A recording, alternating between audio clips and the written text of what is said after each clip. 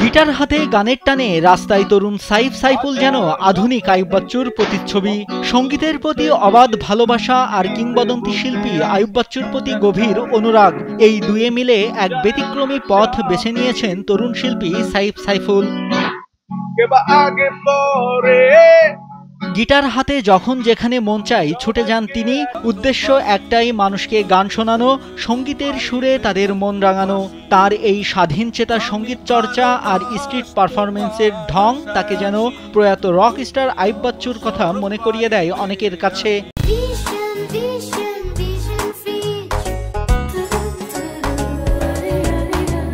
প্রায় 20 বছর হয়ে গেছে মিউজিক লাইনে আছি।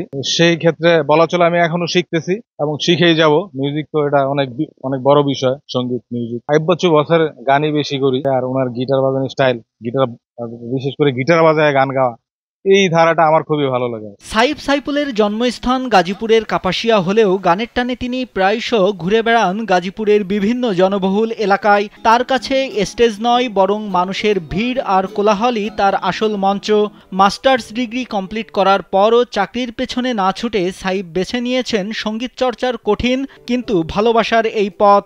এই তরুণ শিল্পীর কাছে তার নেশা হলো মানুষকে তার গান শোনানো এবং এর মাধ্যমে সকলের মাঝে আনন্দ ছড়িয়ে দেওয়া।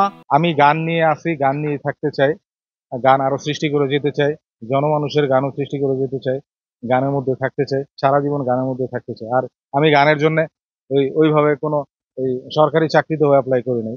আমি মাস্টার্স কমপ্লিট হয়েও আমি এই গানের জন্য অনেক কিছু ত্যাগ করছি, এখনো করতেছি। আমি গানের মধ্যেই থাকতে চাই। শুধুমাত্র মনোরঞ্জনই নয়, এই শিল্পী তার সঙ্গীতকে প্রতিবাদ ও প্রেরণার মাধ্যম হিসেবেও ব্যবহার করেছেন। সম্প্রতি জুলাই আন্দোলনের সময় তার গান জনতার মনে বিশেষ অনুপ্রেরণা জুগিয়েছিল।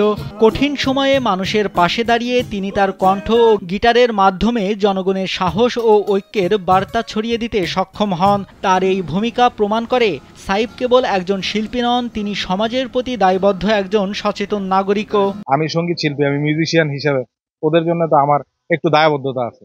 পরে আমি চিন্তা করলাম যে তাহলে ওদের জন্য আমি একটা দেখি, ওদেরকে জাগরণী উজ্জীবিত করার জন্য একটা গান লিখি। তারপর ওই ইয়া থেকে পরে আমি একটা গান লিখলাম, শুরু করলাম।